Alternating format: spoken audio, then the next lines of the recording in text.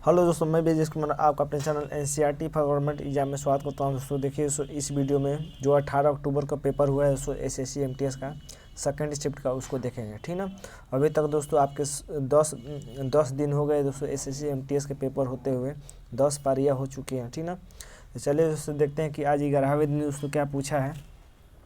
Second shift का देखते हैं, तो देखते हैं दोस्तों क्या पूछा था। देखिए दोस्तों, अगर आपके इसको पीडीएफ चाहिए दोस्तों तो आप नीचे दिए गए लिंक से ले लीजिए। आपको मिल जाएगा दोस्तों एकदम टेलीग्राम चैनल में, इसका पीडीएफ दे देंगे शाम को पूरे तीनों शिफ्ट का।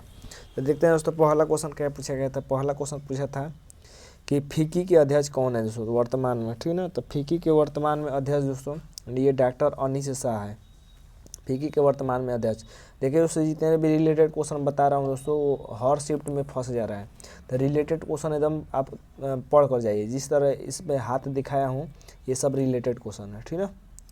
देखिए दूसरा क्वेश्चन पूछा था कि ब्रह्म समाज की स्थापना किसने की थी दोस्तों। तो देखिए कल ही मैंने बताया था कि ब्रह्म समाज की स्थापना किसने की थी, ठीक ना। तो राजा राम मोहन राय ने की थी दोस्तों, लेकिन ये नहीं पूछा था कि किसने की थी, ये पूछा था कि कब हुआ था ब्रह्म समाज की स्थापना। तो ये भी मैंने बताया था कि 1828 में हुआ था। पूरा लिख कर मैं आपको दे दे रहा हूँ यहाँ पर, आप याद कर सकते हैं। देखिए दोस्तों, सत्य शोधक समाज की स्थापना पूछे तो ये दोस्तों ज्योतिबा बाई फुले ने की थी 1873 में। इनकी एक प्रसिद्ध पुस्तक है दोस्तों ज्योतिबा बाई फुले की गुलामगिरी। तो गुलामगिरी किसकी पुस्तक है? ज्योतिबा बाई फुले की। आने वाली शिफ्ट के लिए याद रखिएगा। देखिए ब्रह्म समाज की स्थापना हम लोग देख लिया कि ब्रह्म समाज की स्थापना राजा राम मोहन राय ने की थी 1828 में। प्रार्थना दोस्तों आत्मा से किया जाता है, तो याद रखिएगा कि प्रार्थना समाज की स्थापना दोस्तों आत्माराम पांडुरंग ने की थी 1867 में। तो प्रार्थना कैसे किया जाता है दोस्तों? आत्मा से किया जाता है, ठीक ना। अब ब्रह्म कौन है दोस्तों? ब्रह्म राजा होता है। ब्रह्म क्या होता है? राजा। ब्रह्म मतलब बढ़िया चीज़, यानी विद्वान आदमी। तो ब्रह्मा जैसे समझ सकते हैं, तो राजा राम मोहन राय याद कर सकते हैं इस तरह।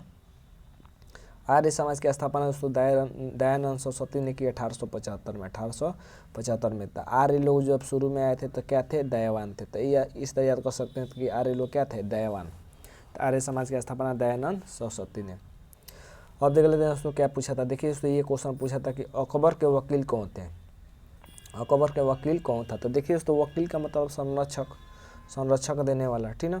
तो वकील का मतलब संरक्षक, यानी अकबर का संरक्षक कौन था दोस्तों? तो बैरम खां था, ठीक ना। जब दोस्तों अकबर दोस्तों 13 या 14 वर्ष की गद्दी पर दोस्तों जब गद्दी पर बैठा, तो इसका संरक्षक यानी देखभाल कौन कर रहा था? तो बैरम खां ही कर रहा था। इसीलिए अकबर का वकील कौन हो जाएगा? बैरम खां हो जाएगा, ठीक ना। अकबर ने दोस्तों एक युद्ध लड़ा था, पानीपत का दूसरा युद्ध। देख लेते हैं दोस्तों। देखिए पानीपत का दूसरा युद्ध 1556 में हुआ था। पानीपत का दूसरा युद्ध 1556 में हुआ था। अकबर और हेमू के बीच हुआ था। अकबर और हेमू के बीच हुआ था, ठीक है। तो याद रखिएगा ये आने वाले शिफ्ट के लिए। और बात कर लेते हैं दोस्तों 1761 में कौन सा युद्ध हुआ था? तो 1761 में दोस्तों पानीपत का तीसरा युद्ध हुआ था। तो पानीपत का तीसरा युद्ध कब हुआ? 1761 में हुआ था, जो कि शिफ्ट में पूछ चुका है दोस्तों। और ये दोस्तों मराठा और अहमद शाह अब्दाली के बीच हुआ था। मराठा और अहमद शाह अब्दाली के बीच हुआ था, ठीक ना। याद रखिएगा सभी। पानीपत का पहला युद्ध पूछे दोस्तों कि पानीपत का पहला युद्ध कब हुआ था? तो 1526 में दोस्तों हुआ था। ये दोस्तों हुआ था बाबर और इब्राहिम लोदी के बीच हुआ था। बाबर और इब्राहिम लोदी के बीच हुआ था पानीपत का प्रथम युद्ध, ठीक ना।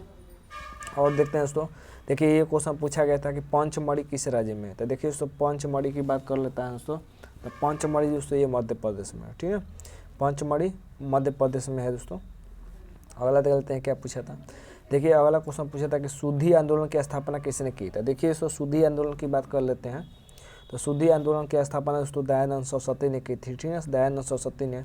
और दयानंद सरस्वती ने दोस्तों आर्य समाज की भी स्थापना की थी, जो कि हम लोगों ने देख लिया था। आर्य समाज की स्थापना भी दयानंद सरस्वती, और शुद्धि आंदोलन की भी स्थापना किसने? दयानंद सरस्वती ने। अगर ये पूछे दोस्तों कि सबसे पुराना किला कौन सा है दोस्तों, तो सबसे पुराना किला दोस्तों किला मुबारक हो जाएगा। सबसे पुराना किला कौन हो जाएगा? किला मुबारक हो जाएगा। और किला मुबारक जानते हैं दोस्तों कि भटिंडा में है, ठीक ना। भटिंडा अपने नाम सुना होगा। तो भटिंडा में दोस्तों किला मुबारक किला, यहीं पर दोस्तों रजिया सुल्तान को कैद बनाया गया था, कैद कर दिया गया था, ठीक ना, किला मुबारक में ही। अगला देख लेते हैं दोस्तों, लावड़ी नृत्य किस राज्य में संबंधित है? बताइए लावड़ी नृत्य किस राज्य से संबंधित है? तो ये दोस्तों महाराष्ट्र से संबंधित दोस्तों लावड़ी नृत्य है, ठीक ना।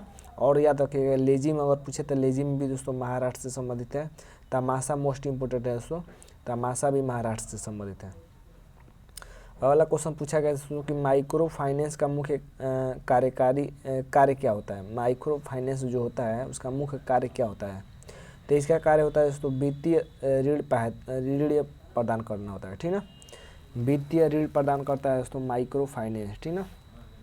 वित्तीय वर्ष कब से कब तक चलता है दोस्तों, ये भी याद रख सकते हैं कि वित्तीय वर्ष दोस्तों 31 अप्रैल से 31 मार्च से 31 अप्रैल तक चलता है, ठीक ना। वित्तीय अप्रैल 31 अप्रैल से 31 मार्च। ये थोड़ा सा कन्फ्यूजन है दोस्तों, आप कमेंट करके बताइएगा जरूर दोस्तों कि 31 अप्रैल से 31 मार्च है, 1 अप्रैल से 31 मार्च होना चाहिए शायद। तो इसमें कन्फ्यूजन है, देख लीजिए जरूर दोस्तों कि वित्तीय वर्ष कब से कब तक चलता है, ठीक ना। ये क्योंकि ये क्वेश्चन आ सकता है। अगला देख लेते हैं दोस्तों। अगला क्वेश्चन पूछा था कि संघ के सभी कार्य किस अनुच्छेद से राष्ट्रपति के नाम होंगे। तो किस अनुच्छेद के तहत दोस्तों जितने भी कार्य होते हैं राष्ट्रपति के नाम होते हैं, ठीक ना। तो अनुच्छेद दोस्तों 53 हो जाएगा, क्योंकि दोस्तों अनुच्छेद 53 में ही कहा गया है कि संघ की कार्य शक्ति राष्ट्रपति में निहित होती है, ठीक ना। इसीलिए अनुच्छेद 53 हो जाएगा। अगला देख लेते हैं दोस्तों। अगला क्वेश्चन पूछा था कि बंगाल की खाड़ी के पास कौन सा बंदरगाह है। तो देखिए दोस्तों बंगाल की खाड़ी की बात कर लेते हैं। तो बंगाल की खाड़ी के पास दोस्तों बहुत बंदरगाह हैं, ठीक ना। लेकिन दोस्तों अगर आपके ऑप्शन में पारादीप दिया होगा क्योंकि यही फेमस है, तो पारादीप उड़ीसा में पड़ता है, तो यही दोस्तों पारादीप आंसर हो जाएगा। अगला देख लेते हैं दोस्तों। क्वेश्चन क्या पूछा था कि सबसे ज़्यादा गरीबी किस राज्य में है। तो सबसे ज़्यादा गरीबी की बात कर लेते हैं दोस्तों। तो ऑप्शन तो नहीं मिल पाया दोस्तों, तो आपके ऑप्शन में अगर बिहार दिया होगा दोस्तों, बिहार, झारखंड, उत्तर प्रदेश, तो यही हो जाएंगे ज़्यादातर गरीबी राज्य, ठीक है। और देख लेते हैं क्या पूछा था। देखिए अगला क्वेश्चन पूछा था कि डॉक्टर सर्वपल्ली राधाकृष्णन का जन्म दिवस कब मनाया जाता है दोस्तों। डॉक्टर सर्वपल्ली राधाकृष्णन की बात कर लेते हैं दोस्तों। तो इनके ही जन्म दिवस पर दोस्तों टीचर डे मनाया जाता है, ठीक ना। टीचर डे जो कि मोस्ट इम्पोर्टेंट है। टीचर डे यानी 5 सितंबर को मनाया जाता है शिक्षक दिवस। और लेकिन दोस्तों अगर आपसे पूछें कि विश्व शिक्षक दिवस कब मनाया जाता है दोस्तों, तो विश्व शिक्षक दिवस की बात कर लेते हैं दोस्तों। तो 5 अक्टूबर याद कर लीजिएगा, ठीक ना। 5 अक्टूबर, तो 5 अक्टूबर को विश्व शिक्षक दिवस मनाया जाता है, जबकि भारत में शिक्षक दिवस दोस्तों 5 सितंबर को मनाया जाता है डॉक्टर सर्वपल्ली राधाकृष्णन के जन्म दिवस पर, ठीक ना। ये भी याद कर सकते हैं दोस्तों। या अगर चिल्ड्रेन डे पूछे दोस्तों कि चिल्ड्रेन डे कब मनाया जाता है दोस्तों, चिल्ड्रेन डे मतलब बाल दिवस, ठीक ना। तो बाल दिवस की बात कर लेते हैं दोस्तों। तो बाल दिवस मनाया जाता है 14 नवंबर को। आने वाले शिफ्ट के लिए ये पूछ सकता है। तो 14 नवंबर को दोस्तों बाल दिवस मनाया जाता है। किसके जन्म दिवस पर मनाया जाता है। तो पीटी नेहरू, पंडित जवाहरलाल नेहरू के जन्म दिवस पर दोस्तों बाल दिवस मनाया जाता है, ठीक ना। तो ये याद रखिएगा दोस्तों। ये क्वेश्चन पूछे गए थे जो मिले हैं मैंने बताया। और दोस्तों इसका PDF चाहिए दोस्तों तो जुड़ जाइए टेलीग्राम से। मैं शाम को रात को दोस्तों दे दूंगा पूरा PDF, ठीक है। तो आज के लिए बस इतना है दोस्तों। उम्मीद करते हैं कि वीडियो अच्छा लगा होगा। आज के लिए बस इतना ही। वीडियो को लाइक और चैनल को सब्सक्राइब जरूर कर लीजिएगा। आज के लिए बस इतना ही। धन्यवाद दोस्तों।